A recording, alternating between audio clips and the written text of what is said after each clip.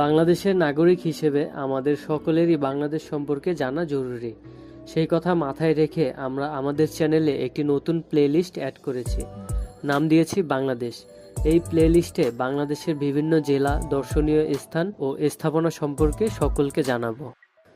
সেই ধারাবাহিকতায় আজকের আলোচনার বিষয় গণভবন। গণভবন সম্পর্কে অজানা বেশ কিছু তথ্য আপনাদের জানাবো আজ।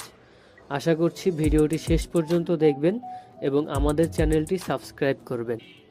গণভবন বাংলাদেশের প্রধানমন্ত্রীর সরকারি বাসভবন, যা ঢাকার শেরেবাংলা নগরে জাতীয় সংসদের উত্তর কোণে অবস্থিত। স্বাধীনতার পর শেখ মুজিবুর রহমান মিন্টো রোডে অবস্থিত বঙ্গভবনে কাজ করতেন।